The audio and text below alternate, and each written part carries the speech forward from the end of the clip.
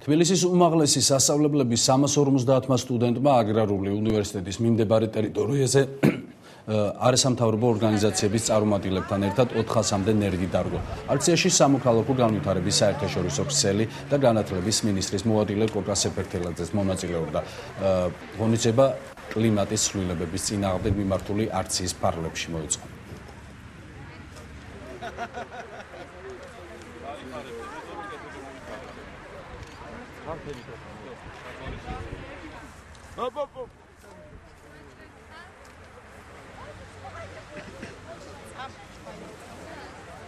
სტუდენტებმა თავად გამოთქვეს სურვილი, რომ გაემწვანებინათ ეს ტერიტორია. დღეს არის დაბინძურების წინააღმდეგ ბრძოლის დღე და ეს კვირეული იქნება სულ ამ დღისადმი მიძღვნილი.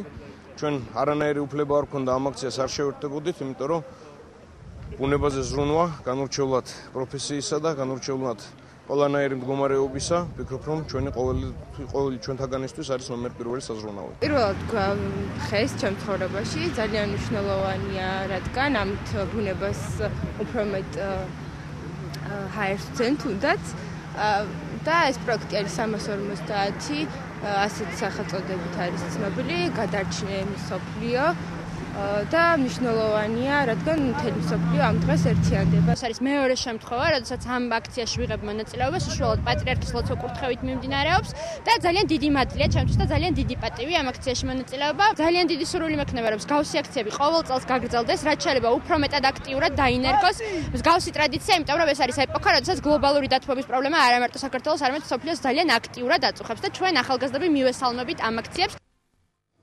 საქართველოს მწვანეთა მოძრაობის ინიციატივით კი ეთნოგრაფიულ მუზეუმში ეკოლოგიური თამაში აქცია გაიმართა. მონაწილეობდნენ ივანე ჯავახიშვილის სახელობის თბილისის სახელმწიფო უნივერსიტეტის და სამხატვრო აკადემიის სტუდენტები, ასევე სკოლის მოსწავლეები. თამაშის მიზანი ეკოლოგიური პრობლემებზე საზოგადოების ცნობიერების ამაღლება და ყურადღების მიპყრობა იყო. შეგახსენებთ, რომ კლიმატის ცვლილებების წინააღმდეგ მიმართული საერთაშორისო აქციები დღეს თბილისის მასშტაბით იმართება. დღევანდელი აქციით საქართველოს უერთდება საერთაშორისო აქციას, რომელიც 40-ზე მეტ ქვეყანაში აღინიშნება. აქციის მთავარი მიზანია საზოგადოებას აჩვენოს კლიმატის ცვლილებების პრობლემების გადაჭრის გზები.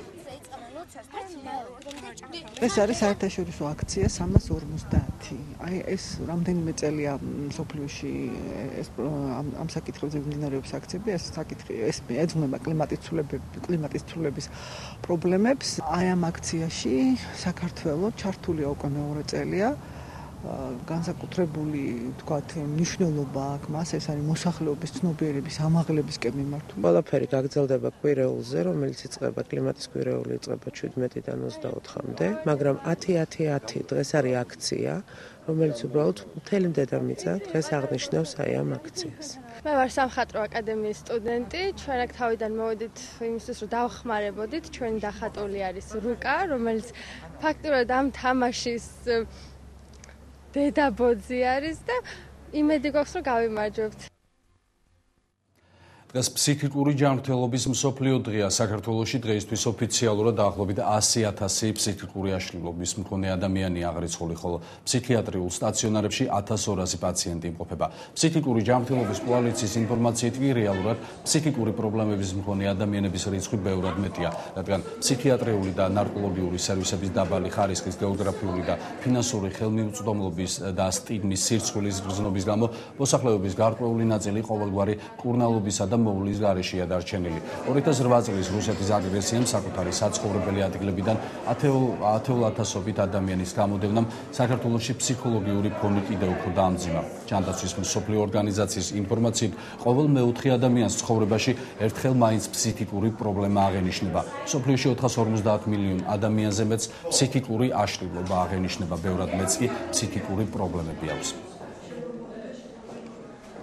დღეს არის 10 ოქტომბერი, ფსიქიკური ჯანმრთელობის საერთაშორისო დღე. დღეს ჩვენ ფსიქიკური ჯანმრთელობის კოალიცია ვაკეთებთ ამ დღის ორგანიზებას. პროექტი, რომელსაც უკვე რამოდენიმე თვეა ჩვენი კოალიცია ახორციელებს და ჯანდაცვის სამინისტროს რეფორმატორული იდეები უნისონში აღმოჩნდა ერთმანეთთან და ჩვენ გსურს, რომ პრეზენტაცია გავაკეთოთ ჩვენი პროექტისა.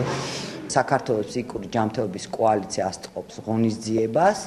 ეს არის გამოფენა, ფსიქიკური აშლილობის მქონე ადამიანთა ნამუშევრების გამოფენა და აგრეთვე მრგვალი მაგი და დისკუსია. ჩვენ დისკუსია ალბათ იმაზე იქნება, რომ როგორ დავიწყოთ, როგორი მოდელი ავირჩიოთ და რა მიმართულებით წავიდეთ.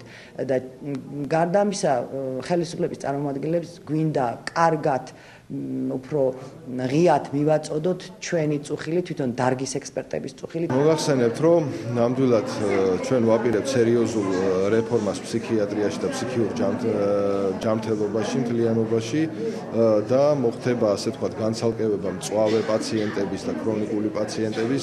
ქვეყანაში აშენდება რამოდენიმე საკმაოდ სერიოზული და ნორმალური თავშესაფარი ქრონიკული პაციენტებისათვის, შელტერის ტიპის, ისეთი როგორიც არის ევროპის სხვა ქვეყნებში. ჩვენ ახლა გადავედით უკვე უშუალოდ ქმედებაზე. დაახლოებით წელიწად-ნახევარში ჩვენ უკვე მივიღებთ იმ შედეგს, რისი მოლოდინიც გვაქვს. გუშინ პალიატრიული მზრუნველობისა და ჰოსპისების დღე მთელს მსოფლიოში აღნიშნეს, რაც განკურნებელი სენით დაავადებულ ადამიანებზე ზრუნვას ნიშნავს. თბილისში კი ეს დღე ფონდ ღია საზოგადოებას საქართველოს პირველი ლედისა და მუსიკალური კომედიისა და დრამის სახელმწიფო თეატრის ინიციატივით აღინიშნა. ბოს კომედიის თეატრში ცნობილი ქართველი მხატვრების ნამუშევრები წარმოადგენს.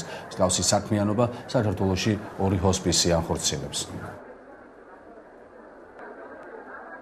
ეს არის განუკურნებელი სენით დაავადებული ადამიანების მოვლა პატრონობა.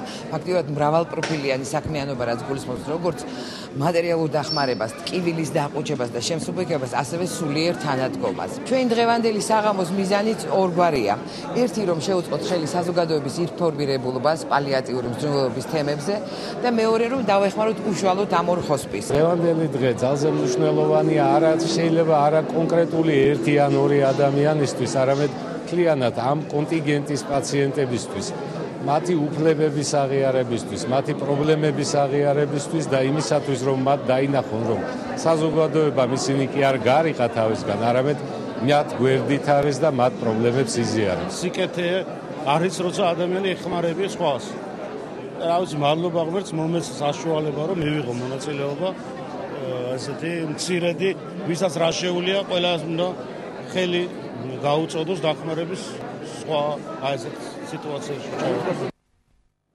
საქართველოში პირველი, ასე ვთქვათ, IAPI ავიაკომპანია შემოვიდა თბილისის საერთაშორისო აეროპორტში. დღეიდან რეისების შესრულება პირველმა დაბალტარიფიანმა ავიაკომპანია პეგასუსმა დაიწყო, რომელიც მგზავრებს ჩარტერული რეისით თბილისის აეროპორტიდან სტამბოლის გავლით მსოფლიოს ნებისმიერ ქვეყანაში გადაიყვანს. ფრენები ყოველდღიურად განხორციელდება. მაინც რომ პირველი რეისის მგზავრებს შორის ახლა დაქორწინებული წყვილი შენიშნა. სიძე პატარძალი პირდაპირ ჯვრის წერიდან გაემგზავრნენ თურქეთში საქორწინო მოგზაურობაში.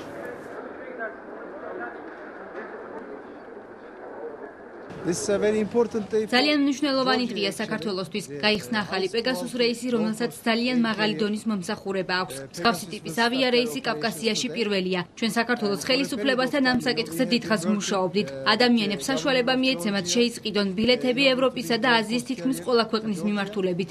იმედი გვაქვს, რომ დაწყებული საქმე ძალიან წარმატებული გამოდგება.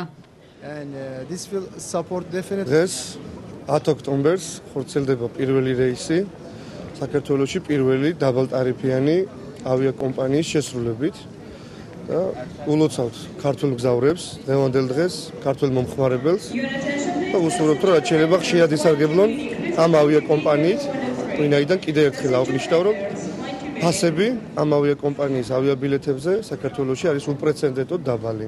ძალიან გაგვიმართლა, რომ ამ რეისზე მოვხდით. კი, პირველები ვართ ნამდვილად ხორცილის დღე. ძალიან სასიამოვნოა და დიდი მადლობა გვინდა უთხრათ ტავ ჯორჯიას. პეგასუს.